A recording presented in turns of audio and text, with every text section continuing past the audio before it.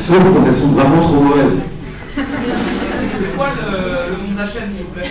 C'est Jérôme Lachon, c'est moi. C'est ma chaîne.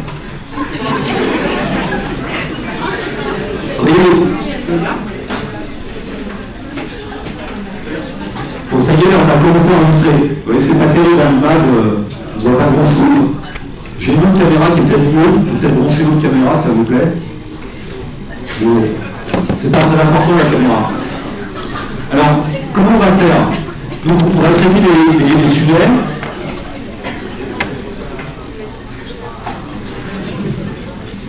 On va traiter la direction d'études. Hop.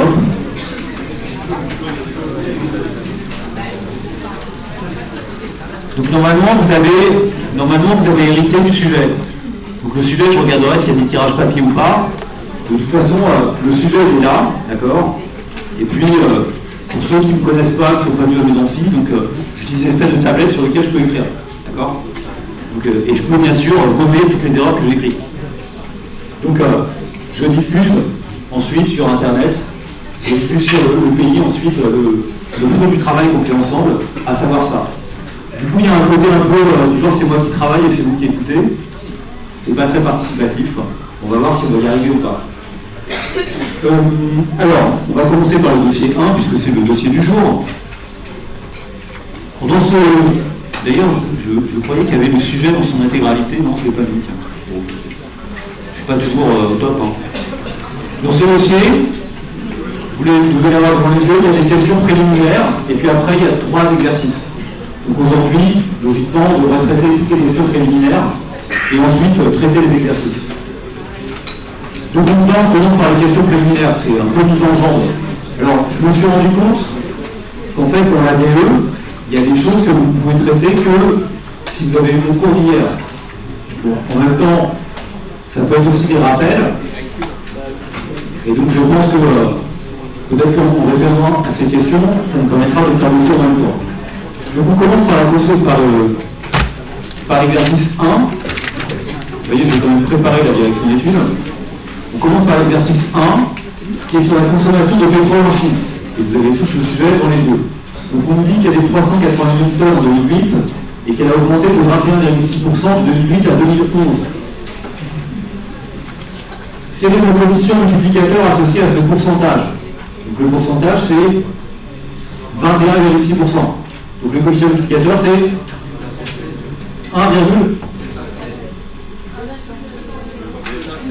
1,207, tout à fait. Donc, bonne réponse. Le taux de variation est de 21,6%, d'accord. Donc ça veut dire quoi? Ça veut dire que la grandeur est multipliée par ce qu'on appelle un coefficient multiplicateur.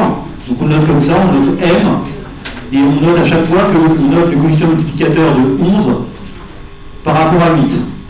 D'accord? C'est comme ça que je mets la notation, pour dire clairement. Et donc, une augmentation de 21,6%, ça correspond à un coefficient multiplicateur de 1,216. Le coefficient multiplicateur, c'est 1 plus la variation, le taux de croissance, de 11 par rapport à 8. Et donc, ça fait 1,216. Bon, ça va, hein, c'est pas trop dur la première année, ça commence un peu lentement. J'espère qu'on fera des trucs un peu plus durs à un moment. Une fois que vous progressez, vous êtes à la fac pour progresser. Quel était le niveau de consommation chinoise de pétrole en 2011? Donc on vous demande ensuite le niveau de consommation du pétrole. Et comment on fait ça? Pétrole en 2011, c'est ce qu'on cherche. C'est égal à combien? Par la formule? C'est égal à 462,08. Bravo, vous avez la bonne réponse. Et pour obtenir millions de tonnes, bien sûr, et pour obtenir cette réponse, qu'est-ce que vous faites? Vous prenez les 380, la consommation de pétrole en 2008, et vous le multipliez par le coefficient multiplicateur. Ok, ça va. Bon, deuxième question. le prix d'un bien augmente de 10% la première année, puis de 15% l'année suivante. Peut-on dire que sur l'ensemble de ces 2 années, le prix a augmenté de 10 plus 15 égale 25%? Non. Voilà. Alors, le fait de les additionner n'est pas totalement stupide non plus. Il s'agit d'une approximation. En fait, comme vous l'avez dit, il faut regarder les coefficients multiplicateurs. Le coefficient multiplicateur entre la première et la deuxième année, c'est 1 plus 10%, c'est-à-dire 1,1, d'accord? Et puis le coefficient multiplicateur de la deuxième année, c'est 1 plus 15%, c'est-à-dire 1,15. Et si vous voulez avoir le coefficient multiplicateur sur les 2 années, qu'est-ce que vous faites? Vous les multipliez. Donc quand on les multiplie, faisons l'opération, c'est un peu bête dans ce que je fais, mais autant le faire, on comprend pourquoi c'est une approximation. Vous voyez, on fait 1 plus 10%, on multiplie par 1, ça fait 1 plus 10%, c'est le premier terme. Et puis après on fait 10%, après on fait 1 multiplié par 1 plus 10%, et après on fait 15% multiplié par 1 plus 10%. Donc ça fait plus 15%, plus 15% multiplié par 10%. Là, j'ai posé l'intégralité du calcul. D'accord? Mais vous voyez que ce terme-là, le 15% fois 10%, il est tout petit. Il est relativement petit. Le résultat, ça fait combien? Ça fait 1 plus 10% plus 15%, ça fait bien 1,25. Plus quelque chose, 1 plus 10% plus 15%, ça devient 1,25. Donc on a bien additionné là, à cet endroit-là, les pourcentages. Et vous voyez qu'on a quelque chose en plus, et ce quelque chose en plus, c'est 15% multiplié par 10%. 15% multiplié par 10%, ça ne fait pas beaucoup, d'accord? Ça fait 0,15 multiplié par 0,1. Ça fait 1,25 plus 1,5. Plus 0, pardon, voilà. Plus 0,015. Donc ça fait 1,265. Donc le vrai taux, vous voyez, il y a ça qui s'ajoute. C'est petit, c'est pas un effet important, mais c'est un effet qui joue, c'est la hausse de la hausse. D'accord? Donc finalement, de combien ça a augmenté finalement? C'est que ça a augmenté combien? De 26,5. Et bien sûr, 26,5 n'est pas très éloigné de 25%. D'accord? On a fait une approximation. Mais c'est supérieur parce qu'on a négligé de composer en fait le pourcentage. D'accord? Donc, dire que c'est 10% plus 15%, c'est pas un mauvais réflexe en soi, mais c'est une approximation. C'est une première manière de calculer. Évidemment, si vous êtes un peu rigoureux, il faut que vous teniez compte de ce terme-là, 15% fois 10%, qui est pas négligeable, qui est petit, d'accord, et qui permet d'obtenir le résultat exact.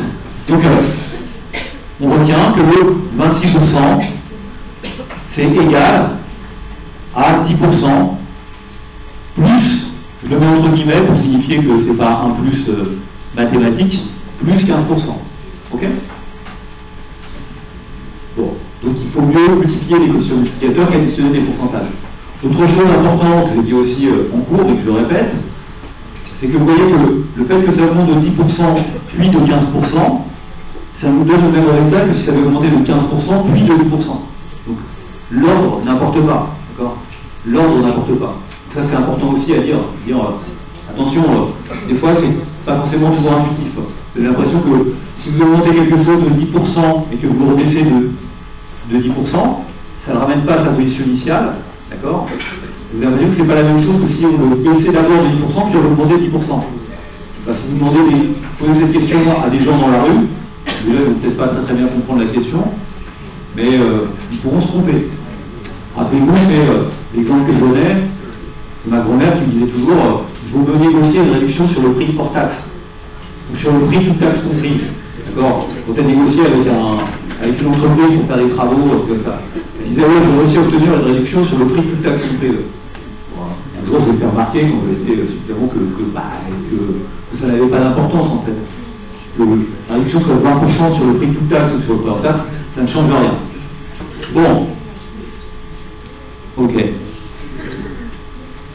Exercice 3. Salaire mensuel d'un individu de 2 000 € l'année 1, majoré de 10%. Puis on ramène ce nouveau salaire l'année 3 au niveau initial de 2 000.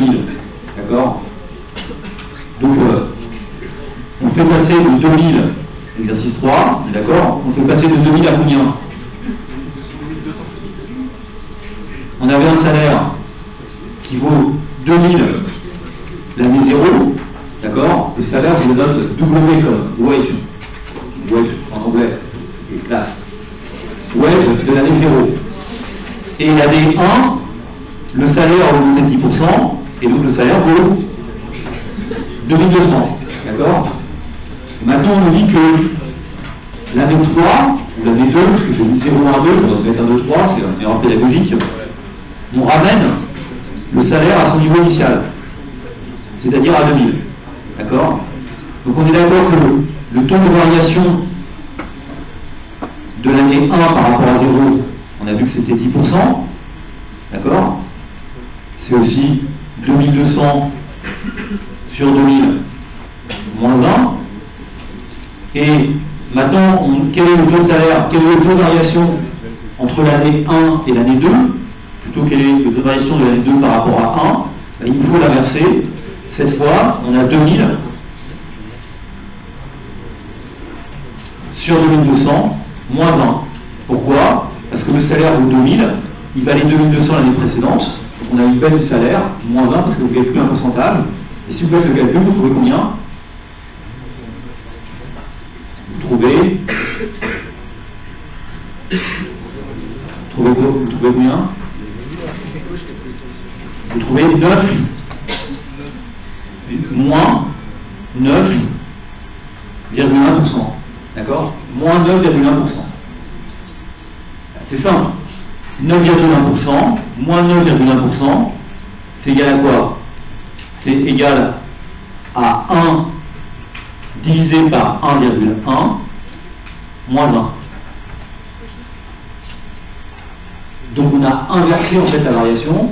Donc on est d'accord que quand on inverse la variation, eh ben, le coefficient multiplicateur, il est de 1 divisé par le coefficient multiplicateur précédent, et donc ça nous donne une baisse de moins 9,1%.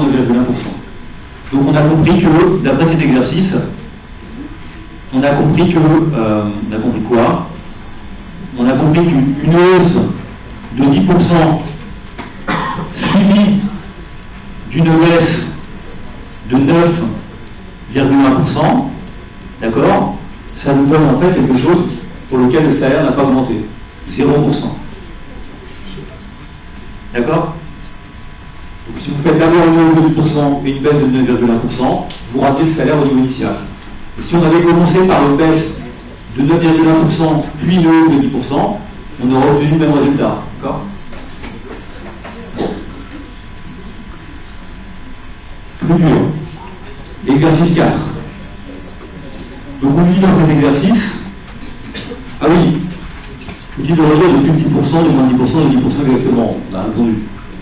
N'oubliez pas que le jour de l'examen, on n'a pas encore expérimenté ça, et le jour des interrogations, ça va se faire sous forme de QCM.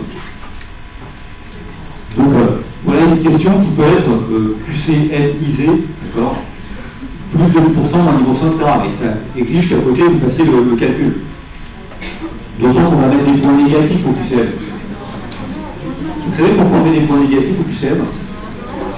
Parce que c'est la meilleure manière, quel que soit le niveau des points négatifs. Logiquement, s'il n'y a qu'une issue sur 3, il faut mettre un point négatif, il faut mettre par exemple 0,5 pour une bonne réponse et moins 0,25 pour une bonne réponse. Pour équilibrer, pour qu'il y ait de chance. Il y a quelqu'un qui remplirait au hasard et 0. C'est ça le principe. C'est quelqu'un qui ferait QCM au hasard doit avoir 0. Ok? Donc, il faut respecter ce principe-là. Mais il y a un truc qui est très intéressant là, avec les points négatifs, c'est que les points négatifs, ça évite que l'étudiant copie sur son voisin. Parce qu'en fait, s'il n'y a pas de point négatif, vous pouvez prendre n'importe quel résultat, vous êtes sûr de gagner quelque chose. C'est ce qu'on appelle une opportunité d'arbitrage. Vous mettez une réponse, vous avez une chance sur 3 d'avoir un point. Donc en moyenne, si vous répondez de manière aléatoire, vous allez avoir 6,66. D'accord? Si vous ne mettez pas de point négatif. Si vous copiez sur votre voisin, et que votre voisin n'est pas de bonne qualité, votre voisine, qui est de bonne qualité au sens du terme, de connaissance, vous voyez, du coup ça vous incite à ne pas copier sur votre voisin, le fait de mettre un point négatif. Parce que vous avez copié une bêtise sur votre voisin. Bon, c'est pas totalement vrai parce que le voisin peut répondre de la même manière. N'oubliez pas que vous avez le choix aussi de ne pas répondre à la question si vous ne connaissez pas la réponse. Et ça, c'est quand même une bonne manière de tester les gens. Les gens ils doivent savoir un peu ce qu'ils connaissent, s'ils sont sur d'eux ou pas. Donc, normalement, le voisin, s'il a rien dit, c'est qu'il ne connaît pas. Il n'est pas plus bête que vous. Donc s'il a dit quelque chose, c'est qu'il connaît. Donc, vous avez peut-être quand même intérêt à copier sur lui. Attention, ne copiez pas. Moi, je vais vous dire quelque chose aussi. Je suis à la section disciplinaire de l'université. Je vois défiler tout le long de l'année des étudiants qui copient les uns sur les autres et qui après arrivent tout pour nous, pas pour tous, de la section disciplinaire en disant je suis désolé, j'avais une anti-sèche, etc. Il y a des sanctions qui des fois sont assez rudes qui sont prises. Donc c'est pas bien. Bonne soirée. Donc voilà, j'arrête de parler parce que là je sens que je fais partir les gens. C'est pas contre vous, j'ai un train. Non, je sais bien que c'est pas contre moi, vous savez. Je suis pas totalement parano quand même. Une somme de 10 000 euros est placée pendant 3 ans et rapporte pour chacune de ces années un intérêt de 8%, 15% et 7%. D'accord? Donc, comme je n'ai pas laissé 8%, 15%, 7%. Donc, la donnée du problème, c'est on a 10 000 euros, d'accord? Et on la place d'abord à 8%, à 15% et à 7%. C'est ça les données du problème. Hein. Je ne me suis pas trompé, je vais bien copier. Vous notez que ça veut dire quoi? Ça veut dire quelque chose de très simple.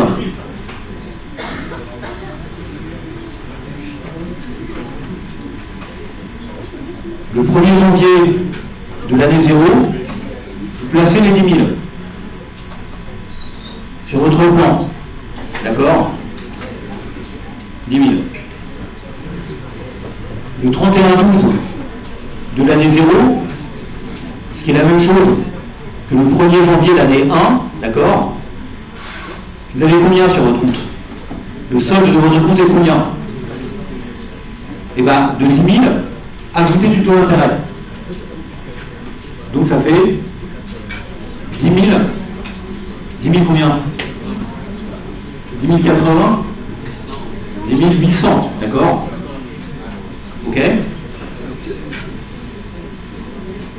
Ça a augmenté de 8%. Ensuite, le 31-12 de l'année 1 ou le 1er janvier de l'année 2, à minuit, d'accord? Vos 10 800, qu'est-ce qu'ils viennent? Ils sont multipliés par 1,15. C'est le quotient multiplicateur associé. C'est-à-dire, ça fait combien ça? 11 420, très bien. 12 420. Je vous fais confiance. Et puis, enfin, c'est le dernier intervalle. Donc là, on a augmenté de 15%. Ok? Le dernier, c'est plus 7%. Donc, le 31 décembre de l'année 2, c'est-à-dire le 1er janvier de l'année 3, pareil. D'accord? Vous allez prendre les 12 420 que vous avez placés au 1er janvier et vous les multipliez par 1,07. Oui? Non. Un QCM, c'est QCM, vous êtes seul face au feuille, vous cochez des cases noires. Ah bah oui, bien sûr. Le jour du QCM, il peut y avoir des QCM dans lesquels, bien sûr, il faut faire des calculs, mais ça vous les faites au brûle. Mais vous ne vous rendez pas les brûles. Vous non. Bah comme ça, après les brûles, vous les faites comme vous voulez. Moi, j'essaie d'exprimer un peu. Comment? Oui, moi je me note pour que vous ayez droit à la calculatrice.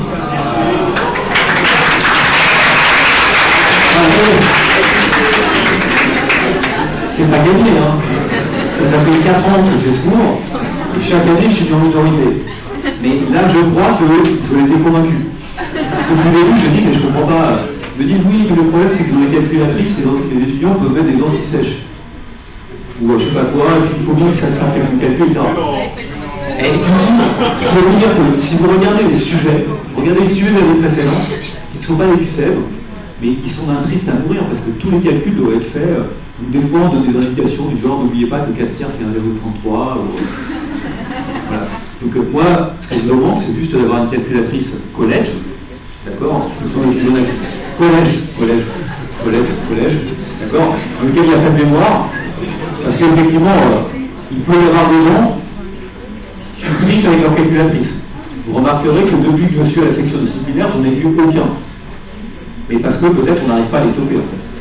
C'est une manière de... Par contre, ce qu'on doit facilement, c'est les téléphones portables. Donc c'est 12 420 multiplié par 1,07. Ok. Donc ça fait combien ça 13 289,40. Donc au total, on peut mettre un peu de couleur.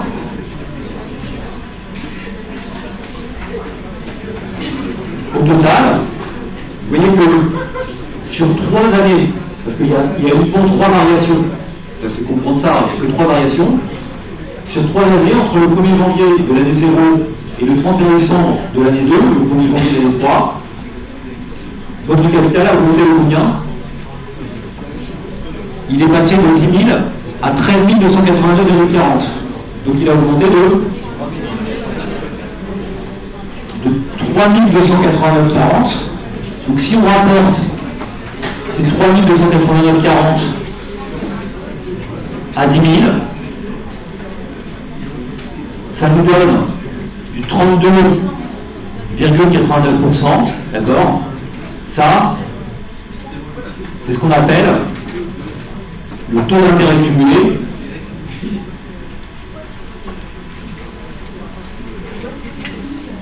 sur 3 ans, d'accord? Ok? Oui?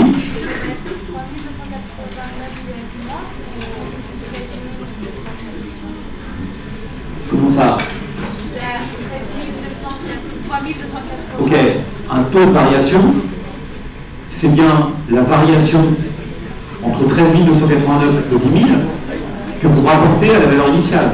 D'accord? Donc c'est bien ça, c'est bien un pourcentage exprimé comme un taux de variation. Donc, là j'ai écrit un pourcentage. Si j'avais écrit un quotient multiplicateur, j'aurais rajouté 1 en fait. Donc vous voyez que ça veut dire quoi? 8% plus 15% plus 7%, ça donne quoi? Ça me donne 32,89%. D'accord? Oui? Non. On a calculé un taux de variation. Le taux d'intérêt, vous dites que le taux d'intérêt est de 5%. Vous ne dites pas le taux d'intérêt est de 1,05. Donc là, ce que j'ai calculé, en rapportant la différence entre 13 289 et 10 000, c'est bien la variation, c'est ce que j'ai gagné. C'est la première question que j'ai dit. J'ai dit combien on a gagné? Et il y a un de nos camarades qui m'a dit 3 289. Ça représente 32% de la somme initiale. Donc c'est bien le taux d'intérêt cumulé, on est d'accord?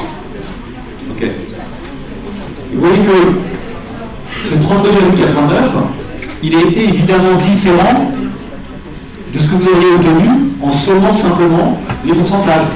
8%, plus 15%, plus 7%, ça ne fait que 30%. 8 plus 15, ça fait 23, plus 7, 30%. D'accord? Et pourquoi c'est différent de 30? Parce que là, on cumule les taux d'intérêt. Je n'ai pas totalement répondu à la question, puisque la question c'était de quelle somme dispose-t-on au bout de 3 années? On a répondu 13 289. Calculer le taux annuel moyen d'intérêt. Ça, on ne l'a pas fait. D'accord? Donc, comment on va calculer le taux annuel moyen d'intérêt? C'est quoi le taux annuel moyen d'intérêt? C'est le taux constant. C'est le taux constant dans le temps, qui, s'il avait été appliqué sur les 3 années consécutives, aurait donné de mêmes gains. Je répète, le le taux d'intérêt annuel moyen. Taux annuel moyen d'intérêt, c'est le taux constant dans le temps. Vous voyez ici, le taux, il a d'abord été de 8%, de 15% et de 7%. Donc il a bougé. Et quand on calcule le taux moyen d'intérêt, on doit répondre à la question suivante. Quel est le taux annuel constant sur les 3 années qui nous aurait donné cette même évolution, c'est-à-dire cette évolution de 32,89%. C'est ça la question qu'il vous est posée. Donc quand on veut calculer un taux d'intérêt annuel moyen, de ce point de vue-là, on cherche le taux d'intérêt qui, s'il était appliqué de manière constante pendant 3 années, me donnait le même résultat. Donc comment on fait pour le trouver? Regardez, hop, je fais le truc, je crée une page, d'accord? Donc ce qu'on a fait comme calcul, c'est qu'on a fait 1,08 multiplié par 1,15 multiplié par 1,07. Et ça, on a vu que ça valait 1, combien? 30 quoi? 32,84. C'est ça, 32,89. D'accord? Ok? Le taux moyen d'intérêt, c'est quoi? C'est le taux constant, je ne sais pas, on peut l'appeler R bar, comme une moyenne. Si vous l'appliquez 3 fois de suite en étant constant, je trouverai aussi 1,3289. On est d'accord? Ça, c'est la définition du taux d'intérêt moyen. Donc c'est le taux constant. Là, je sais plus 8%, 15%, 7%, c'est toujours le même. En moyenne, ça fait combien? Donc ça fait, c'est le nombre, tel que 1 plus R bar au cube, puisque multiplié par 3, ça fait 1 cube, on est d'accord? Égale 1,3289. Donc bien sûr, 1 plus R bar, c'est aussi, R bar, c'est le taux d'intérêt annuel moyen. C'est ce qu'on cherche. C'est le taux constant dans le temps qui, s'il était appliqué, donne la même évolution. D'accord? 32% sur 3 ans, c'est combien en moyenne par an? 32% sur 3 ans, vous voyez, 32,89%. C'est ça, c'est, pour le calculer, il faut prendre 1,3289 et le mettre à la puissance 1 tiers. Ça s'appelle la racine cubique. Donc pour faire ça, il faut que vous ayez une calculatrice, parce que si vous n'avez pas de calculatrice, vous n'allez pas le trouver, d'accord? Donc, vous voyez que pour faire ça, vous avez besoin d'une calculatrice. Je vais vous montrer ça, parce que je prévois tout dans la vie. Regardez. Hop, vous voyez, vous avez la calculatrice scientifique, comme ça. Vous avez besoin d'une calculatrice de ce type-là. Et bien ça, je ne sais pas une calculatrice collègue. Vous faites 1,3289. Excusez-moi de le faire de manière un peu voilà, en vous montrant tout ce qu'il faut faire. Vous mettez à la puissance combien? 1 tiers. Donc, soit vous mettez 1 tiers comme ça, soit vous mettez 0,33, ça ne va pas changer grand chose. Je peux mettre 1 divisé par 3. D'accord? Hop, vous fermez la parenthèse, vous rentrez le résultat, et vous trouvez combien? 1,099. D'accord? Et 1,099, c'est le coefficient multiplicateur. Dans ce cas-là, ça veut dire que le taux d'intérêt est de 9,94%. D'accord? Je reviens sur mon truc là. D'accord? Je dis que c'était. Ça, c'est égal à 1,99. Bien sûr. Quelle horreur. 0,994, c'est ça? Vous voyez que le R bar, c'est égal à 9,994%. Bon, en général, le temps de l'interro, et ça sera plus simple aussi, quand on vous demande des nombres, on vous demande 2 chiffres après la virgule. Oui?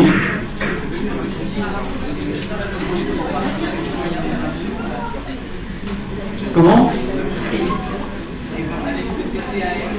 Voilà. Monsieur a tout à fait raison. Ce cette notion de taux d'intérêt annuel moyen est la même que la notion de taux de variation annuel moyen. Puisque le taux d'intérêt, c'est juste le taux de croissance auquel croît, le taux de variation auquel croît votre somme qui a été placée. Donc bien sûr, ce taux d'intérêt moyen, c'est bien un taux annuel moyen de variation. Ok? Donc ça fait 9,82%. Oui? Comment?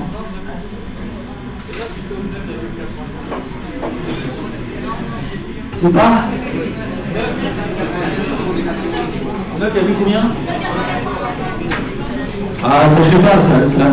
En fait, moi, contrairement à vous, je ne donne pas ce que vous avez dit, donc pour répondre à vos questions, il faut que je retourne dans mon truc. Ok. Elle est où ma calculatrice? Elle est là. D'accord? J'ai trouvé 1,099. D'accord? 1,09942. Donc ça fait bien du 9,94%. Ah d'accord. Merci beaucoup. Je me suis trompé, votre camarade a raison. C'est bien du 9,94%. D'accord? Donc c'est pas ce que j'ai écrit, donc je vais corriger. Je suis désolé. Ok. Il est où? Voilà. Alors. Donc ça fait.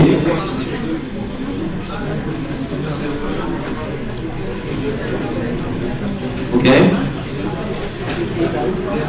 Ça fait 9,94%. Oui, que ce 9,94%, c'est la remarque supplémentaire à faire. C'est différent de 8%, plus 15%, plus 7%, divisé par 3. Si j'avais fait la moyenne arithmétique des taux, comment ça? Si je fais la moyenne arithmétique des taux, ça fait 8%, plus 15%, plus 7%, ça fait 15 plus 8, ça fait 23, plus 7, ça fait 30, divisé par 3, ça fait 10%. D'accord? Donc, le taux d'intérêt annuel moyen calculé de cette manière-là, il est différent de la moyenne arithmétique, parce que, encore une fois, la moyenne arithmétique, vous négligez de tenir compte du cumul. D'accord? Vous négligez de tenir compte du cumul. Donc c'est pour ça que c'est inférieur. Bon, c'est inférieur, mais c'est pas très loin. C'est exactement la même approximation que celle dont j'ai déjà parlé précédemment. Donc c'est pas très éloigné. C'est bon pour cet exercice? Je pense qu'on l'a fini cette fois. Précédent. Ok. Ok, on a fait tout ça. Alors, ah oui, alors ça j'ai pas compris l'exercice. Bon, donc on a un salaire qui valait 1750, ah non, 1700 déjà, et il vaut maintenant 1850. Et vous avez été gentil jusqu'alors. Essayez de vous concentrer. Dans 7 minutes, on fait la pause. On va faire une pause. On nous dit laquelle de ces affirmations sont exactes.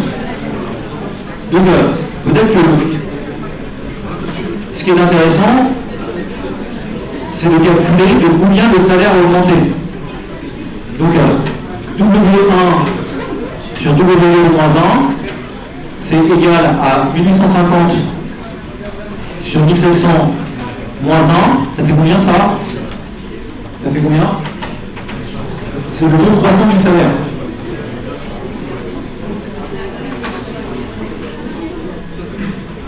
Ça fait 8,82%. Le salaire augmente de 8,82%. Regardons ce qu'on nous propose. Première chose, le salaire a augmenté de 150 € de la date 0 à la date 1. Bah oui, c'est juste. Ok. Le salaire s'est accru de 8,8%. C'est oui. Mais c'est pas très précis. Le salaire s'est accru de 8,8% entre la date 0 et la date 1. C'est oui également. Le salaire a été multiplié par 1,088.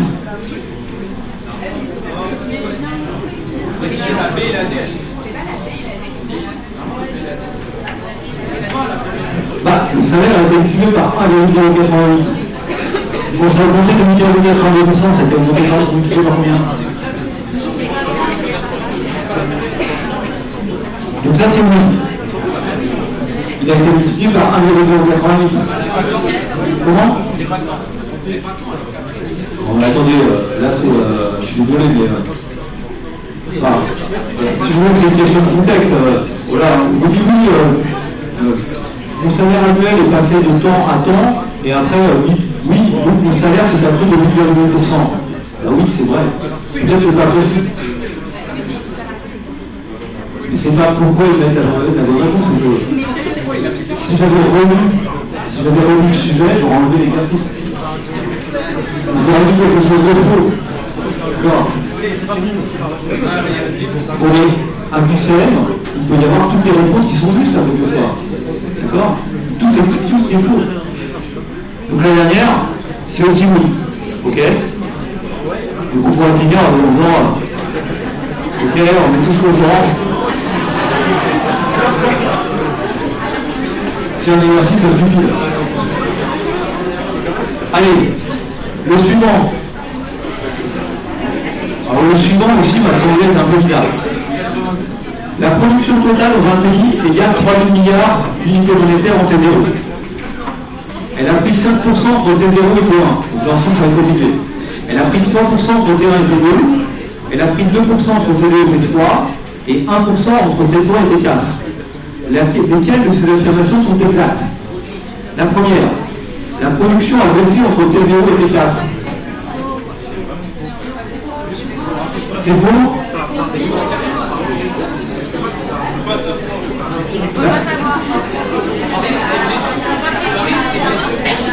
Comment ça on peut savoir? Ah, elle a varié. Alors attendez, là franchement c'est pareil. Au cours de l'examen, moi je suis pas du tout comme ça. Ok? Ici, quand on est varié pour 3, là on sait plus. On n'a pas dit ça a varié en valeur absolue. Hein. D'accord? Quand on dit ça a varié 5%, c'est que ça a augmenté 5%. Sinon on dirait que ça a varié de moins 5%. Non? Ok. Ne vous inquiétez pas, le jour d'examen, il n'y aura pas ce genre de questions ambiguës. Donc, ici, est-ce que la production a baissé? On est d'accord? Donc celle-là, elle est fausse. Le taux de variation de la production a baissé chaque année. Bah oui, là pour le coup c'est 5%. D'accord? Et le taux de variation de la production, il a baissé chaque année entre T0 et T4, puisqu'il est passé de 5, 3, 2 et 1. Donc là c'est oui. La production a augmenté entre T0 et T4. Oui. La production a davantage baissé entre T1 et T2 qu'entre T3 et T4. Elle a davantage baissé. Comme elle n'a pas baissé, elle a augmenté, ça n'a pas de sens. La production a davantage augmenté en pourcentage entre T1 et T2 qu'entre T3 et T4. Bah oui, entre T1 et T2, elle a augmenté de 3%, et entre T3 et T4, elle a augmenté que de 1%. Donc c'est oui. L'accroissement de la production s'est constamment ralenti entre T0 et T4. Un accroissement qui ralentit. C'est un peu compliqué, non?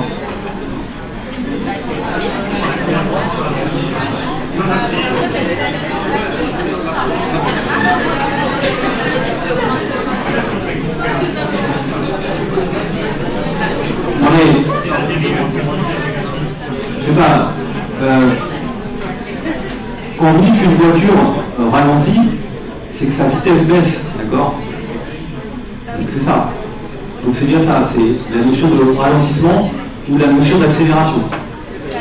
Donc quand on dit l'accroissement de la production c'est constamment ralenti, c'est pas l'accroissement qui s'est ralenti. C'est la production. Vous ne dites pas d'un véhicule, vous dites que le véhicule a ralenti. Vous ne dites pas que sa vitesse a ralenti. Non mais je pense que la personne qui a rédigé l'exercice n'a pas pensé à ça. D'accord? En français. On ne dit pas le véhicule a ralenti, on ne dit pas la vitesse a ralenti. C'est pas du bon français. Dites le véhicule a ralenti. D'accord? Un véhicule qui ralentit, c'est une vitesse qui baisse. Or, là on nous dit, l'accroissement de la production, c'est constamment ralenti entre T0 et T4. Donc là aussi, c'est un peu subtil. Et moi, je mettrais plutôt oui. Allez, on va mettre oui. Ok? Vous avez une question?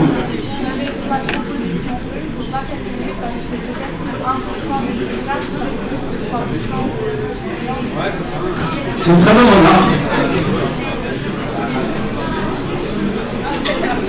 Là, c'est précisé en pourcentage. Donc c'est précisé en pourcentage, c'est à davantage remonter en pourcentage. D'accord? C'est bien, ça consiste bien à comparer le pourcentage d'augmentation. Notre remarque serait juste s'il y a des valeurs au pourcentage. Je ne sais pas si pour le QCM, on posera des questions si on divise dans les tirets. Bon.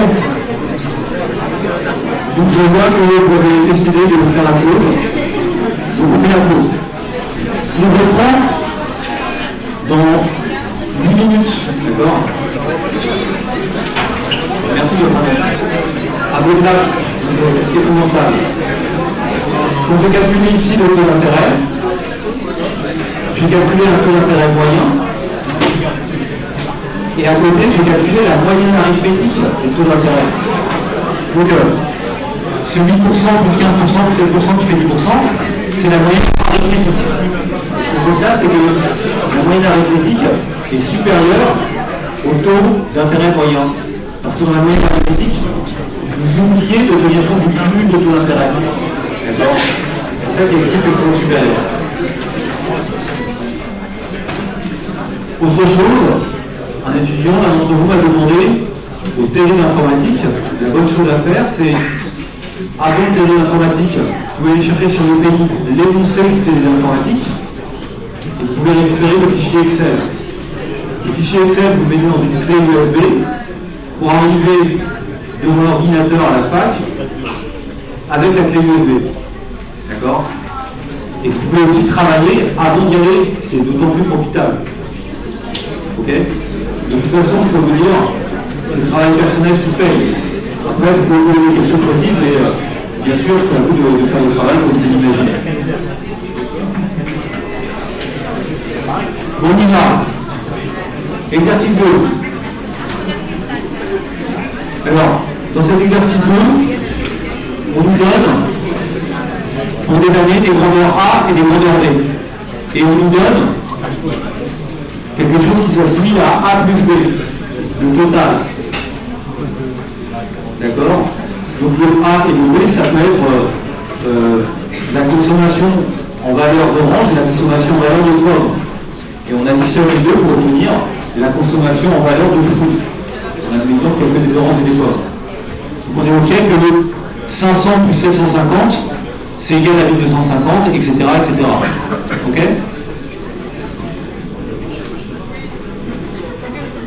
Donc, on nous demande de calculer la structure en pourcentage du total des grandeurs. Ça paraît, on va passer à la suivante, puisque j'ai préparé le TD avant de venir. Je me suis amusé à tout reproduire. C'est quoi calculer la structure en pourcentage? Ce qu'on veut simplement, c'est pour chaque année, voir comment est composée la dépense en orange et en pomme. Donc, calculer une structure, c'est pour chaque année neutraliser à 100, neutraliser la taille et regarder la proportion occupée par chacune des grandeurs A et B. Donc on est OK que pour faire ce calcul, là ce qu'il faut que vous fassiez, c'est que simplement il faut diviser 500 par 1250 et vous obtenez la part, la structure de A dans le total. Bon, 500 divisé par 1250, ça fait combien? Ça fait 0,40. Et donc 0,40, ça fait 40%. Donc si là ça fait 40%, vous allez dire en dessous, ça fait combien?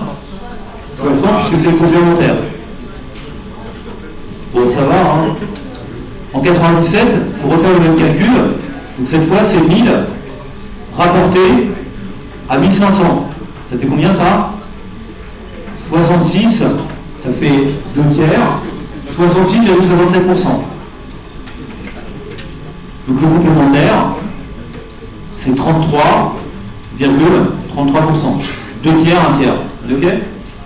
Ensuite, en 2003, là, c'est un peu plus compliqué, c'est 1300 divisé par 2838. Ça, c'est épouvantable, ça fait combien? 45,81%. Donc le complémentaire, c'est 54,19%.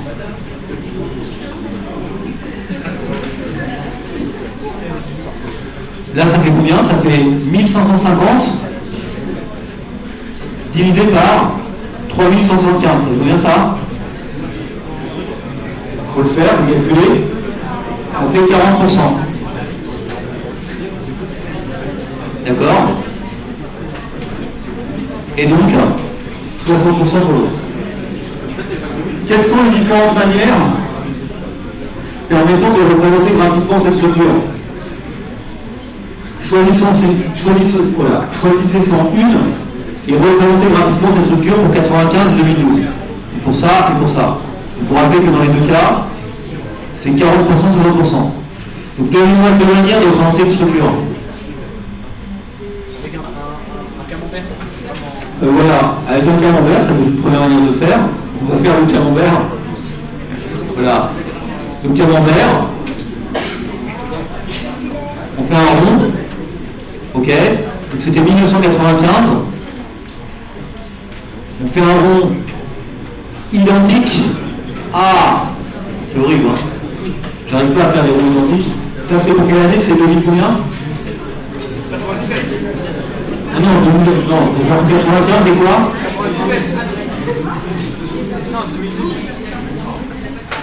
95 et 2012. Oui, c'est ça. Il faut faire pour 95 et 2012. Et évidemment, dans les deux cas, c'est la même structure. Donc, la surface du camembert représente 100, d'accord? Et vous devez découper 40% du camembert. Donc, 40% du camembert, ça vous fait à peu près ça, d'accord? Ça, c'est la part de A, 40%. Ça, c'est la part de B. Évidemment, en 2012, le truc est à peu près la même chose. Ça, c'est la part de A, 40%. Et ça, c'est la part de B, 60%. C'est une première manière de faire. Une autre manière de faire, c'est quoi?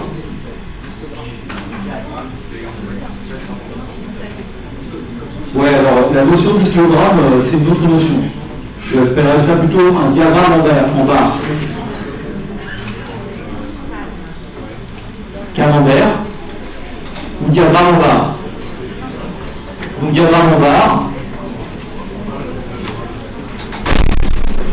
Faites quelque chose qui a une hauteur de 10, d'accord? Vous avez 10 morceaux. 1, 2, 3, 4, 5, 6, 7, 8, 9 et 10, d'accord? Vous représentez pour les deux années sur la même hauteur, d'accord? C'est pour ça que c'est différent d'un histogramme. Un histogramme, il peut avoir des hauteurs différentes. C'est autre chose d'un histogramme, on verra la définition d'un histogramme une autre fois. Ok? Donc vous faites la même chose. Excusez-moi, j'ai vraiment l'impression de faire des trucs un peu 8, 9 et 10. Ok? Et vous voyez que du coup, vous allez colorer, parce que j'ai la couleur, vous allez colorer en je sais pas quoi, en vert. Ça c'est les 40% qui correspondent à A. Voilà, c'est moche, hein. Donc j'ai toujours été nul en dessin, je sais pas dessiner. Ça c'est 40% de A, d'accord? Et de la même manière, vous avez la même chose ici pour l'année 2012, d'accord? Bon, c'est pas génial cette question. Bon, le problème c'est pas ça, le problème c'est de savoir faire ça sur Excel, de faire proprement, quoi, d'accord? Donc vous avez remarqué que les deux barres sont sur le même niveau, c'est parce que je suis pas, voilà, je suis pas dans l'œil. C'est pas très important. Ok. Ensuite, on nous demande de calculer les coefficients multiplicateurs associés aux grandeurs A et B entre chaque date du tableau. Donc, faites attention dans la vie, quand on vous pose une question, de toujours répondre uniquement à la question, ni plus ni moins. En faire moins, c'est perdre des points, en faire plus, c'est perdre du temps. Donc, on nous demande de le faire pour les grandeurs A et B. Donc, comment on fait? Qu'est-ce qu'on doit calculer ici? Dans cette case, on doit montrer de combien a augmenté la grandeur A entre quoi et quoi? Entre 94 et 95. On n'a pas la donnée. Donc ça, on ne peut pas le calculer, on ne sait pas le faire. D'accord? Puisqu'on doit donner le coefficient multiplicateur associé aux grandeurs A et B entre chaque date du tableau. Donc, évidemment, avant 1995, on ne sait pas combien ça multiplie puisqu'on ne connaît pas les données avant. Donc là, on met une barre pour dire c'est non pertinent. Pour 97, là par contre, il va faire le premier de combien ça a été multiplié. Donc si ça fait combien 2. Là, ça fait combien 1,5. Là, ça fait combien 1,3, parce qu'on est passé de 1000 à 1300. Là, ça fait combien 3,07. Et là, ça fait... On est passé de 1550 à 1300, plutôt de 1300 à 1550. Donc ça fait 1,19. Et là, j'ai mis combien 502. Ok. Oui.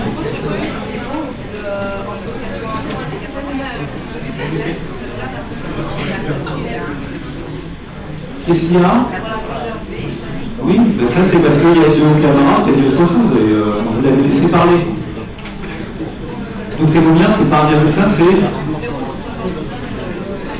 Ah là là, elle s'est trompée de sens en fait. Donc c'est une erreur assez commune. Bon, on peut être d'accord, on est d'accord que là, ça fait bien, je l'écris directement, ça fait quoi? Ça fait 500 divisé par 750. Donc 500 divisé par 750, ça fait 2 tiers. Donc ça fait 0,66. Bon, il n'y a pas d'autre erreur? Il me semble que non. Le reste doit être juste. Enfin, je ne vais pas faire attention à cette erreur. Voilà. On déduit le taux de variation par rapport à la date pour chacune des grandeurs. Donc, quel est le taux de variation? On va le mettre en rouge, le taux de variation. Ici, ça fait combien de taux de variation? C'est une somme multiplicateur de 2, quelque chose qui a été doublé, ça veut dire que son taux de variation est de 100%. Ici, c'est passé de 1 à 1,3. Le taux de variation est de 30%. Ici, plus 19%. Là, ça fait 1, ça fait 0,66 moins 20. Donc ça fait moins 33 ou 34%. Allez, je mets moins 34% puisque j'ai mis 0,66. J'aurais dû mettre 0,67. Ça fait moins 34%. Là, ça fait combien? Multiplié par 3,07, ça fait un taux de croissance de 207%. D'accord? Et puis là, 1,51, ça fait plus 51%. Bon, ça va, hein? Je demande à ceux qui ne sont pas très à l'aise avec ce genre de calcul de s'entraîner un peu par eux-mêmes parce que moi en fait j'ai du mal à... Je pense que ça doit être très naturel de faire ça. Donc, si c'est pas naturel chez nous, c'est qu'il y a un manque de fluidité dans le geste et qu'il faut répéter le geste, peut-être l'apprendre avec quelqu'un d'autre, demander, réfléchir pour progresser. Moi j'ai avoir du mal des fois à vous faire progresser sur ce genre de choses. Parce que j'ai du mal à comprendre la difficulté. Mais c'est vrai, c'est un problème. C'est ça, hein, c'est pas un mauvais pédagogue, c'est... au bout d'un moment, on ne comprend pas très bien ce que l'on ne comprend pas, parce que ça paraît trop évident. Bon, sans utiliser. Alors, allez, j'ai adoré cette question, parce que là, je me suis dit, mais c'est quoi cette question? Sans utiliser les coefficients multiplicateurs, cette fois, déterminer les taux de variation par rapport à la date précédente de la grandeur A. Je n'ai pas très bien compris en fait ce qu'il me demandait, mais. C'est VA sur moins VD sur VD. Oui, bon, c'est faire le calcul directement, mais c'est exactement équivalent, on est d'accord. Donc c'est juste, d'après ce que je comprends, si le jour de l'examen on vous pose cette question, il faut répondre à la question, donc essayer d'y répondre, même si la question paraît un peu bizarre. Ce que vous faites, c'est que pour 1995, pour 1995, on ne peut pas le calculer, d'accord? Donc évidemment, là, on ne peut pas le calculer. Pour 1997, on va appliquer simplement la définition. La définition, c'est que le taux de variation, c'est 1000 moins 500, la variation absolue, divisé par quoi? Par la valeur initiale. Et donc ça vous donne 1, et 1 c'est 100%. Vous êtes tout calme tout d'un coup. Et donc 2003, même chose, on va faire la variation absolue, c'est 1300, je fais pour le 1, moins 1000, d'accord, divisé par 1000. Ok, c'est ça la réponse qui est attendue. Donc ça vous fait du 0,3, c'est-à-dire 30%. Et puis le dernier, c'est 250, 1550 moins 1300 divisé par 1300. Et ça vous donne combien?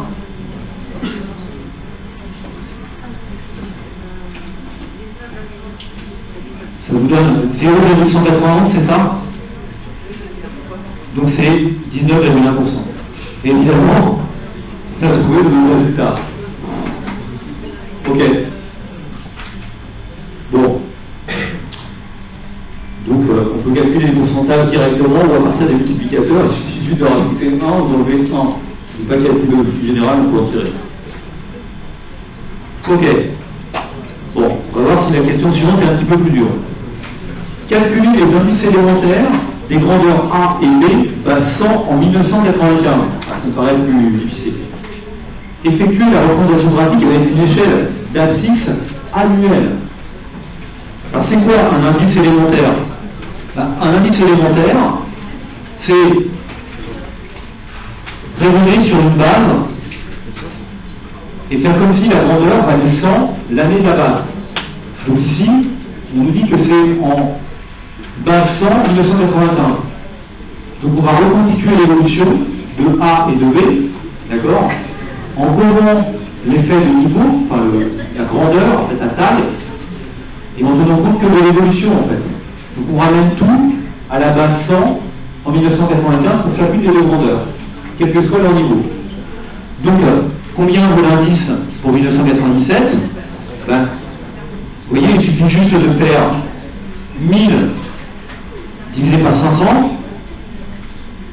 multiplié par 100. On est d'accord?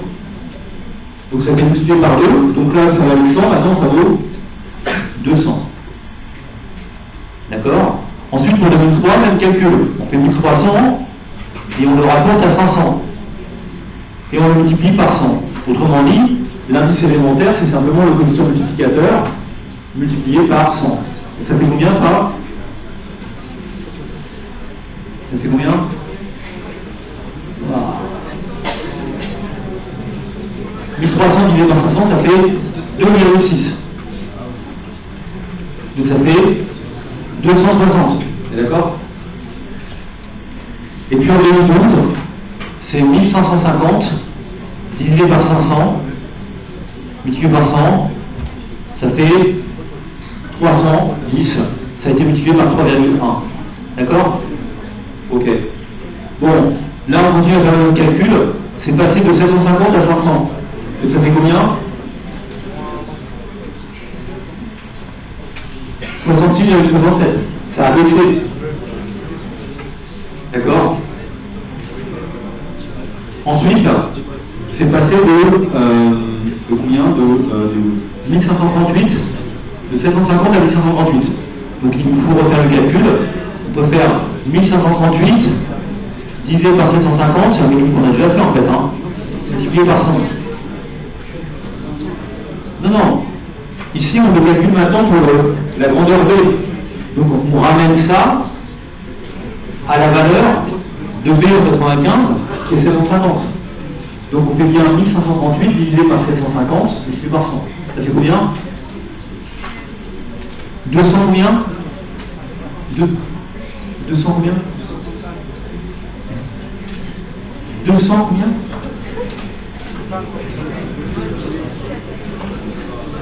Je n'ai pas noté.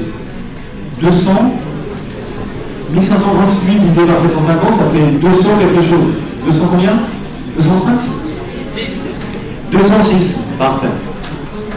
Et le dernier, c'est 3875, non, 2325, excusez-moi, divisé par 750, multiplié par 100. Ça fait combien? Combien ça fait? 312. Ah oui, ça fait 310. D'ailleurs, regardez, les deux derniers résultats sont les mêmes, 310 et 310. Ça vous surprend? Exactement, vous avez tout à fait raison. Rappelez-vous que quand on avait regardé la structure, là en fait on ne regarde pas la structure, on regarde en sens inverse. On regarde comment ça évolue en ligne. Alors que la structure, on avait regardé comment ça évolue en colonne. Mais en 95, la production de A, le A représentait 40% du total, et le B 60%. Et il se trouve qu'en 2012, c'est la même chose, 40% et 60%. Donc pour que les proportions soient restées les mêmes entre 95 et 2012, il faut que les deux grandeurs aient cru de la même manière entre ces deux années-là. Donc c'est pas étonnant que ce soit 310 et 310, parce que la structure est inchangée. Ça s'est simplement dilaté. En mathématiques, on appelle ça, je sais pas, une homothétie. D'accord?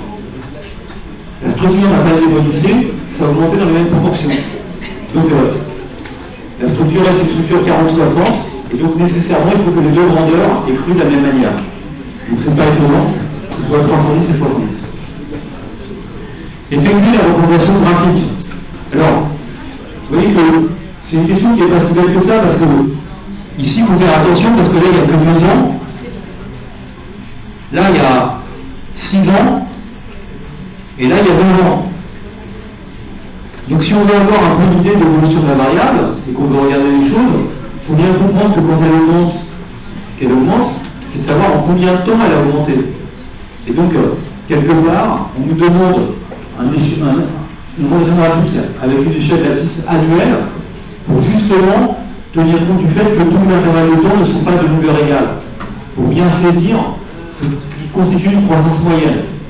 Donc cette question n'est pas totalement bête, il fallait faire attention au fait que ces intervalles n'étaient pas les mêmes. Bon, la réponse, je ne sais pas, je vais pas vous faire un dessin. Donc effectivement, regardez ce qu'on a fait, c'est que ici, j'ai mis les années avec un pas de 1, donc, voire un pas de 2 en fait, mais avec une échelle qui est une échelle de 2 ans entre les variations. Donc je fais ça proprement. Ok? Et après, je vais casser les points. 100, 66,66, 6 ans plus tard, j'ai 2003, et puis j'ai 310 ici. D'accord? Et donc, en reliant les points, je mesure les pentes et en fait les évolutions en tenant compte du temps qu'elles mettent pour s'effectuer. D'accord? Donc, je fais les choses proprement, puisque vous voyez que j'ai une donnée qui est pour 2003, une donnée qui est pour 2013, une donnée qui est pour 97, et évidemment la situation initiale en 1995. D'accord? Donc je vais bien représenter les choses en tenant compte du fait que l'intervalle de temps n'était pas les mêmes. D'accord? Ce qui était la bonne manière de faire. Vous voyez que A et B, et ben, se sont accrus dans les mêmes proportions, encore une fois, parce que la structure est inchangée entre 95 et 2013 et 2013. Ok?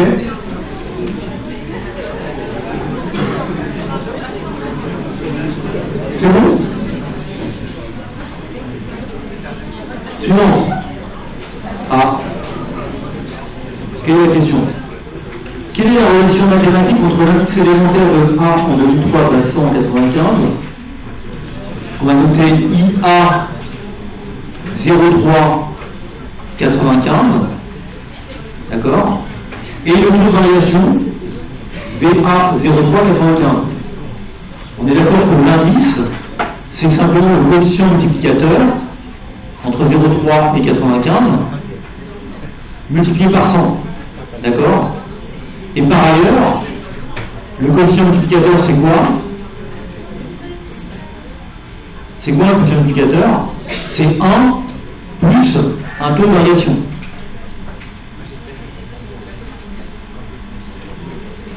Là, c'est 3. D'accord? Donc, on est OK que un indice, c'est 1 plus le coefficient de variation multiplié par 100. Ou bien, je ne sais pas comment on va l'exprimer, ou bien que le coefficient de variation, c'est quoi? C'est l'indice divisé par 100 moins 1. D'accord? C'est l'indice divisé par 100 moins 1. C'est ça la relation qui est entre les deux. Donc si le coefficient de variation vaut, si l'indice vaut 66,67, c'est le cas pour la grandeur B entre l'année je ne sais plus combien et combien. Vous voyez que ça fait 66,67 divisé par 100, ça fait 0,66 moins 1, ça fait une baisse de 33%. D'accord? Donc immédiatement, quand vous avez un indice élémentaire, vous pouvez immédiatement déduire la coefficient de variation. On est OK? Déduire de ce taux de variation à partir de la résultat obtenu de la question précédente. On va regarder, on va répondre à la question parce qu'on n'a pas répondu à la question. D'accord? Donc ici vous avez entre 95, non c'était entre quoi? Entre 2003, entre 1995 et 2003, c'est ça, hein, d'accord? L'indice vaut 260, combien de taux de variation? Il vaut 260 divisé par 100, c'est le coefficient multiplicateur, 2,6 moins 1, ça fait 1,6, c'est-à-dire 160%. D'accord? Donc c'est ce qu'on fait là, hein. Ok? Ça vaut 260, d'accord? Donc ça veut dire que le coefficient multiplicateur, il est de 2,6. Et donc, le taux de variation, il est de 2,6 moins 20, c'est-à-dire de 1,6, et 1,6 c'est 160%. Ok? Donc voilà ce qu'on a fait, on a répondu à cette question. Bon.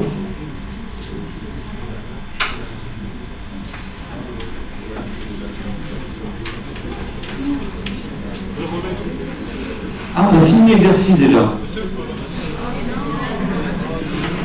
Ah, super, on va faire un autre exercice.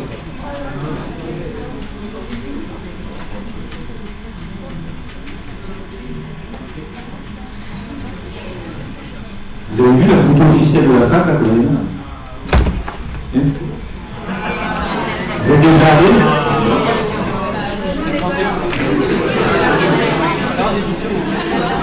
Non, mais je pourrais vous la mettre en direct.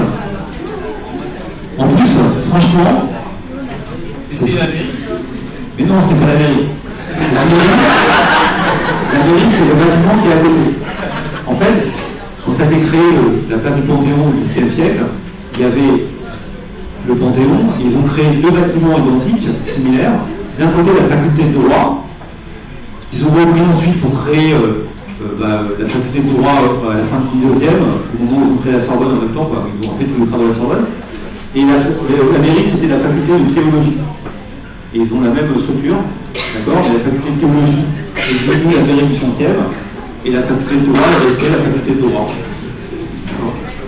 Et vous avez... En fait, c'est plutôt pas mal parce que la planète d'Antiano, ils vont beaucoup arranger. Maintenant, c'est très agréable. Il y a des bancs partout. Ils ont même mis de la verdure cet été. C'est vraiment très bien. Donc, vous devriez y aller de temps en temps. Et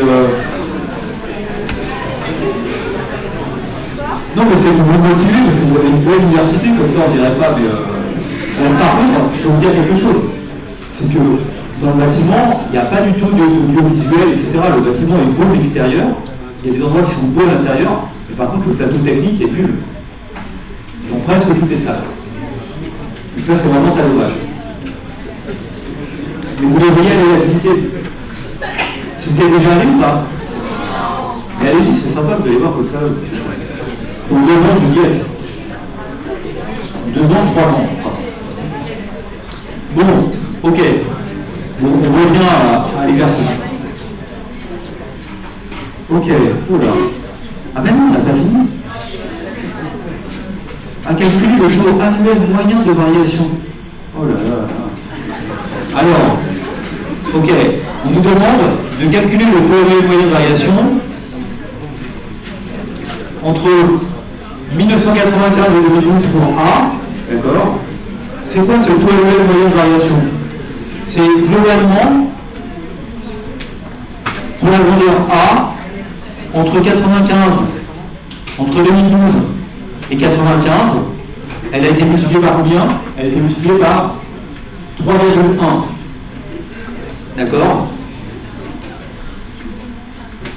Puisque ça vaut 310. Donc c'est ça le coefficient multiplicateur qu'on a déjà calculé.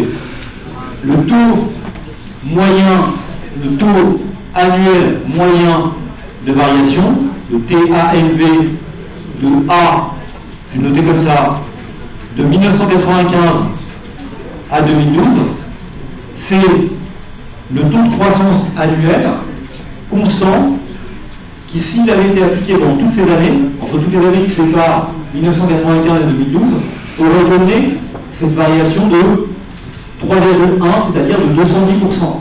D'accord? Donc, la formule que je vais mettre en avant, le taux annuel moyen de variation de A entre 1995 et 2012, vous voyez qu'entre 1995 et 2012, il y a combien de variations? Il y en a, il faut faire toujours attention. Entre 1995 et 1996, il y a combien de variations? Il y en a une. Entre 1995 et 1997, il y en a 2. Donc vous faites 97 moins 95, vous obtenez 2. Et on fait 2012 moins 95, on obtient 17 variations. C'est ça, hein? Il y a 17 variations. Donc, le TANV, il faudrait le composer 17 fois pour que ça nous donne une augmentation de 3,1. Et je mets 1 plus parce que je le donne sur des coefficients multiplicateurs. D'accord? Donc, 1 plus le TANV, c'est de 2012, de 95 à 2012, de A, c'est 1, c'est 3,1 à la puissance combien? 1 sur 17. D'accord? Donc il faut calculer ça.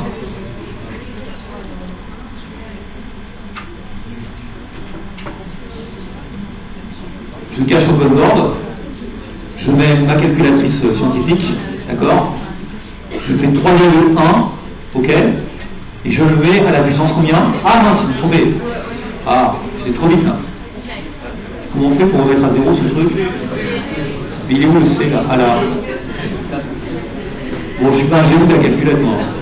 3,1 à la puissance 1 sur 17. Donc je mets x à la puissance y, 1 divisé par 17.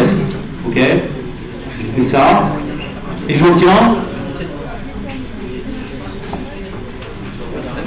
3,1 à la puissance 1 divisé par 17.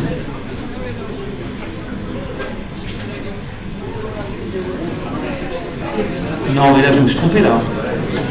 Pourquoi je me suis trompé? Quoi?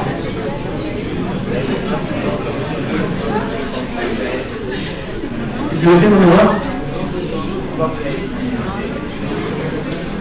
3,1 à la la puissance 1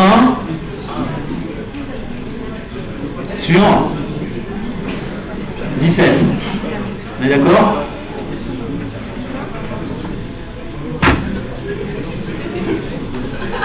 J'ai beau être bien, mais je ne comprends pas le problème. Qu'est-ce que je fais comme erreur là? C'est la calculette qui ne marche pas. 3,1 et la puissance 1/17e, ça fait combien?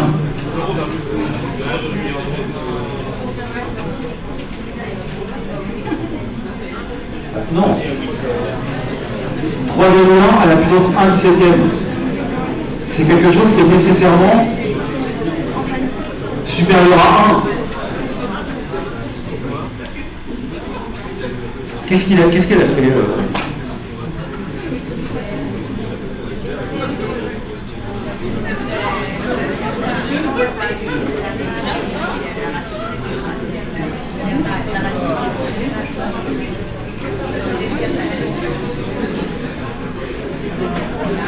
il y a un problème là. Ouais. Non mais je vais faire avant de venir parce que quand même, comme j'ai peur de me tromper dans l'illusion, à chaque fois je peux parler de télé. Et alors comment vous m'expliquez que la calculette ne marche plus?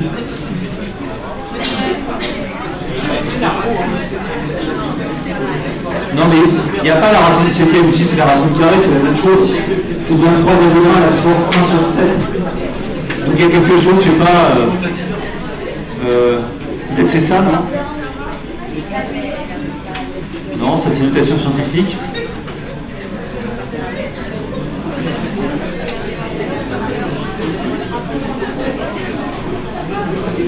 Ok. Dans ces cas-là, vous savez ce qu'il faut faire. Il faut la relancer.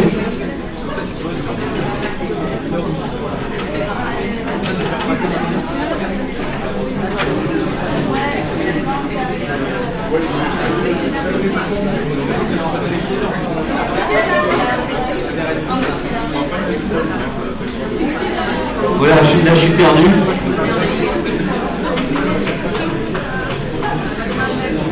Ok. Donc là, on fait 3,1. Ok, ça correspond à 310%. Donc c'est multiplicateur de 310, de 3,1. Et on le met à la puissance 1 divisé par 17.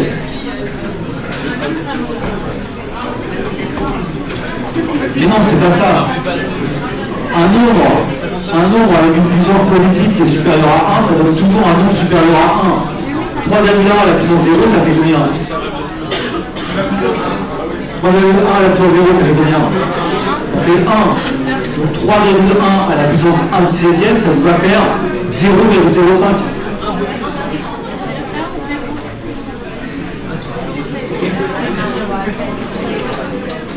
D'accord? Voilà. C'est parce que je ne sais pas faire une calculette. C'est que je n'ai pas cliqué sur égal.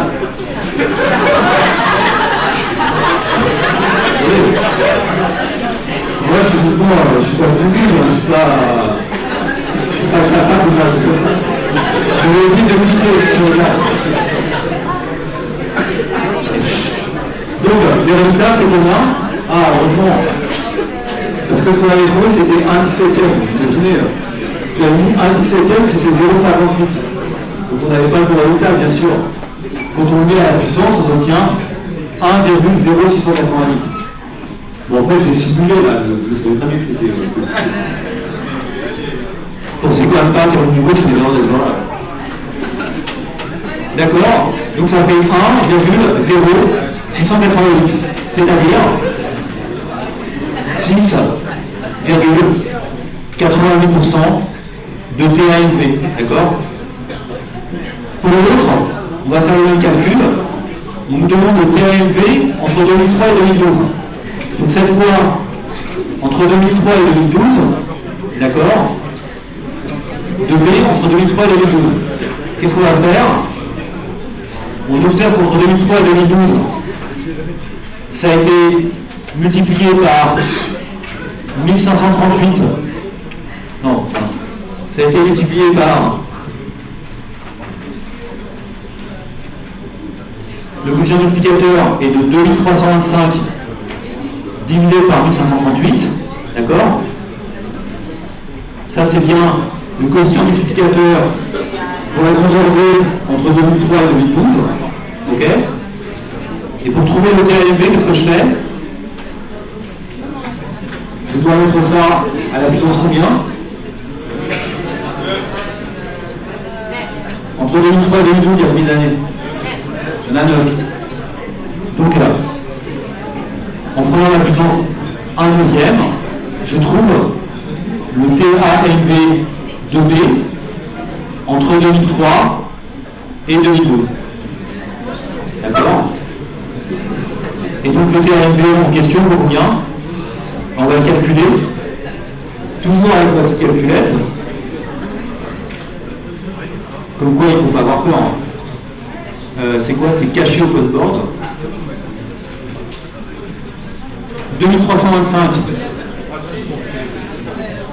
2325 divisé par combien? Divisé par 1538. Ok.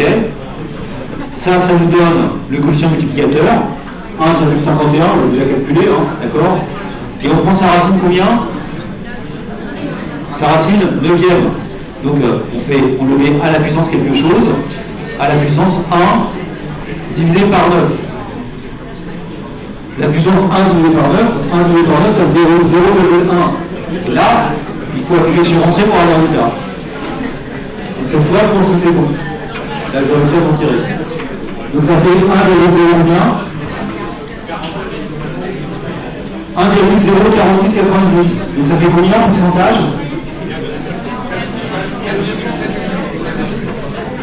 4,698.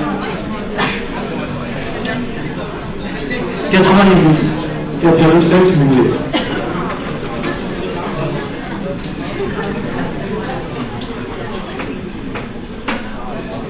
Vous voyez, en fait, à 2 chiffres après la virgule, ça me fait du 4,70%. Ok? Vous êtes d'accord?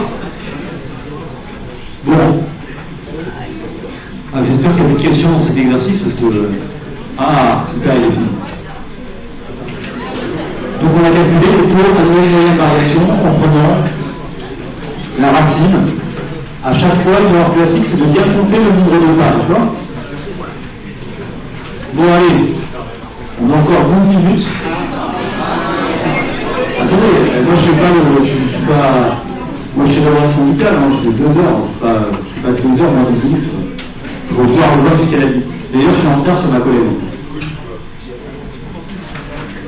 Donner un pourcentage de votre variation. Le tableau ci-dessus décrit les variations annuelles du PIB de 2009 à 2013. Le taux de croissance du PIB est mesuré à prix constant, c'est notre alphabet. Donc, on est d'accord que quand on donne ces données, ça, pour 2009, c'est bien la variation du PIB de 2009 par rapport à 2008. Vous êtes d'accord avec moi? Moins 3,14%. Et puis, ça c'est bien la variation du PIB de 2013 par rapport à l'année précédente, 2012. D'accord? Quand vous dites que le PIB s'est accru de 3% en 2016, ça veut dire qu'il est 3% plus élevé en 2016 par rapport à l'année 2015. On est OK? Et ça, on le constate au 31 décembre de l'année. Commentez brièvement le données du tableau. Ce que vous voyez, c'est que en 2009, il y a eu la crise, et donc ça fait tomber le PIB. Et donc le taux de croissance du PIB est variable dans le temps. Je pense que c'est le seul commentaire à mettre. J'ai fini. On nous demande ensuite de calculer les indices du PIB passant en 2010. C'est une question qui n'est pas facile. C'est pour ça qu'on va la faire maintenant. D'accord? Donc on nous dit, regardez, on a les années, et on nous dit, il faut calculer, notre objectif, c'est de calculer la valeur des indices du PIB passant en 2010. Ok? Comment on peut faire ça? En fait, on ne peut pas le faire directement. On pourrait le faire directement, mais c'est un peu compliqué. La première chose qu'on peut calculer ici, en regardant ça, c'est l'indice bas 100 l'année précédente.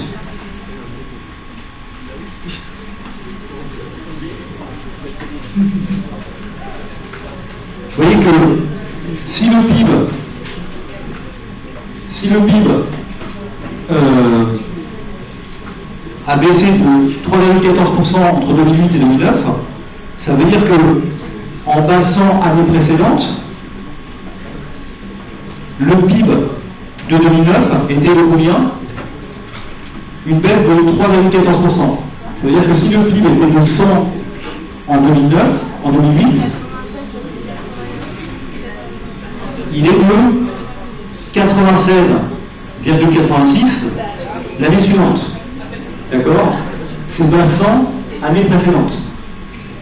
Évidemment, ici, comme je ne connais pas l'année précédente, je ne peux pas le calculer. En 2010, il a augmenté de 1,72%. Donc il vaut 101,72 la 100 années précédentes. En 2011, il a augmenté de 2,3%. Donc il vaut 102,03 années précédentes. Là, il a augmenté de 0,01%. Donc là, il faut un peu subtil. 0,1%, ça fait combien? Ça fait 100,01%. On est d'accord? 100,01, c'est 100,01, d'accord? 0,01%, 1% ça fait 101. Donc là, 0,01, ça fait 100,01. Oui? Pourquoi c'est pas 100 en 2010? Non. Ce que je dis, c'est que la question n'est pas évidente. Pour répondre à cette question, je commence, pour arriver à la réponse à la question, calculer la valeur des indices du PIB passant en 2010, d'accord? Je vais répondre en plusieurs étapes à la question. C'est une base 100 2010. Je commence par faire en passant année précédente, puisque dans le tableau qu'on m'a donné, on donne le taux de variation annuel. Donc je peux le faire en passant année précédente. Ok? Donc là, en 2013, ça fait combien? Ça fait 100,21 année précédente. Maintenant, comment je peux faire les choses? Comment je peux évoluer vers mon résultat? Mon résultat, ça serait de le mettre en base 100 2010. Ok? En base 100 2010. Comment je peux faire? Oui.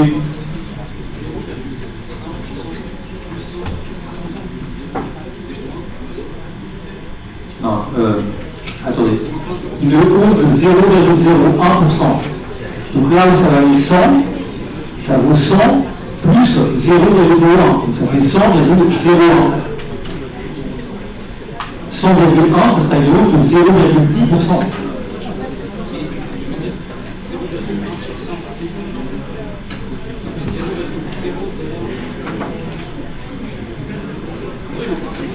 Ah, non, mais c'est pas la peine de vous montrer au calculette. On a quelque chose qui. Regardez, on est d'accord que. Reprenez le truc, regardez la colonne d'avant. On est d'accord que ça augmente de 2,03%, ça fait bien 102,03%. Vous êtes d'accord avec moi? Non, non, regardez-moi, ne faites pas de calcul. Dire que ça a augmenté de 2,03%, ça veut dire que quand c'était à 100, c'est passé à 102,03. Ok?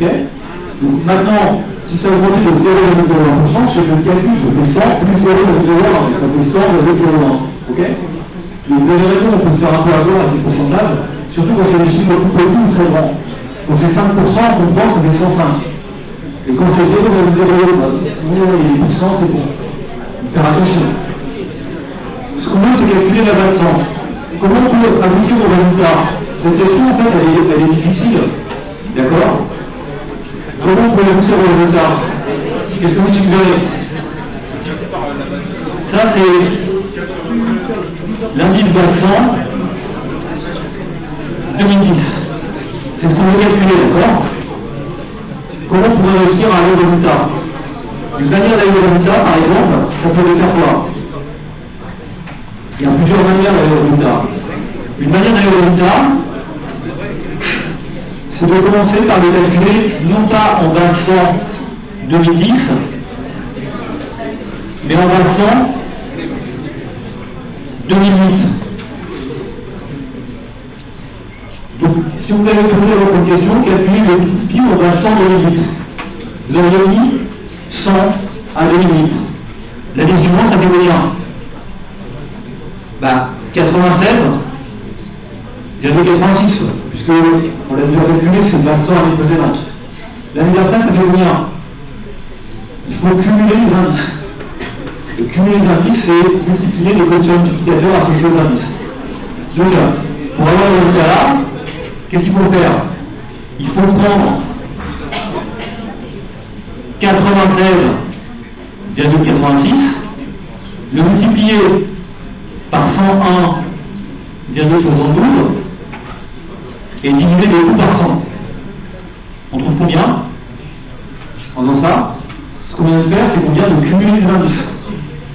Pour cumuler les indices, simplement, ce qu'on a fait, c'est qu'on a pris les quotients multiplicateurs et on les multiplie. On multiplie 0,9686 par 1,0172. On trouve combien? Ça fait combien? Moi, je ne vais pas faire. Ça, j'ai pas le temps de le préparer. Ça fait combien? Combien vous dites? 98,52. D'accord? Ensuite, qu'est-ce qu'on fait? Ben non, parce que ça a baissé de 3,14%, ça a remonté de 2,72%. Et c'est pas assez pour que ça revienne à la valeur initiale, d'accord? C'est pas évident, ça va être en avançant. Ensuite, là, c'est combien ici? Là, on prend 98,52, on le multiplie par 102,03 et on le divise par 100. Ça fait combien? D'accord? On refait le même calcul, on continue à cumuler l'indice. Ça fait combien? 98,52 par 102,03. Ça fait. Et je ne jouez pas la montre, hein. Je ne vous laisserai pas partir avant que vous n'ayez pas fini de remplacer le ça. Et après, il n'y a personne dans l'envie de vous pouvez passer le temps. 100,51, il est en train de vous sauver. Parce qu'il y a de la foot dans ce soir, non? Non. Et ça va se faire avec les matchs de foot. Ok? Et puis là, il y a combien? Là, qu'est-ce qu'on fait? Là, on prend 100,51, on prend le précédent, et on le multiplie par 100,01. Et on divise par 100, ça fait combien? 100,52. C'est quasiment pas augmenté puisque c'est juste 0,01%. Et puis le dernier, c'est combien? On le multiplie 100,52. On le multiplie par 100,21. 100, combien? 100,73. Vous voyez, ça a à peine augmenté en fait. Et maintenant, qu'est-ce qu'on fait? Pareil avec la base de Maintenant, on fait un changement de base. Regardez, c'est quoi le changement de base? Ici, on a tout qui est exprimé en base 100 2008. Donc, pour avoir en base 100 2010, il suffit de diviser tous les chiffres qui sont là par 98,52 et de multiplier par 100. D'accord? Donc le résultat ici, c'est là où ça vaut 98,52, ça vaut 100. Et donc vous allez prendre 100, ok? Vous allez prendre 100 et vous allez le diviser par 98,52. Ça fait combien? Et là vous allez multiplier par 100. 101,50. Là vous faites pareil. Vous prenez 87,86 et vous le divisez par 98,52 et vous le multipliez par 100. Ça fait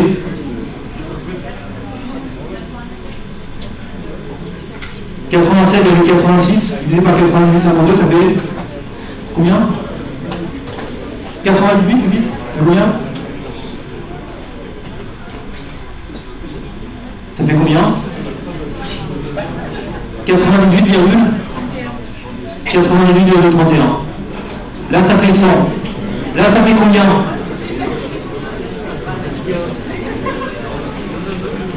là, on avait déjà le résultat parce que on a déjà calculé l'indice 2011 de la 100 année précédente. Donc ça fait 102,3. Là, ça fait combien? On va diviser 100,52 par 98,52, on va multiplier par 100. Ça fait combien?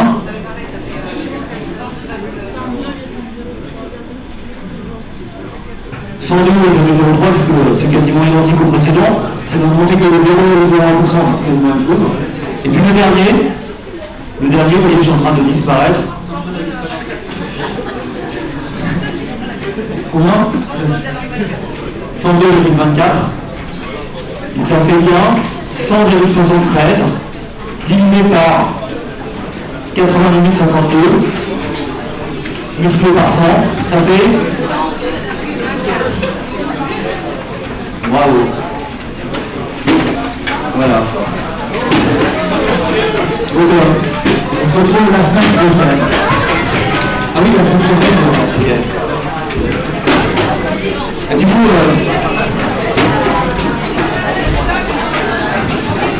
excusez-moi, je vous le dis.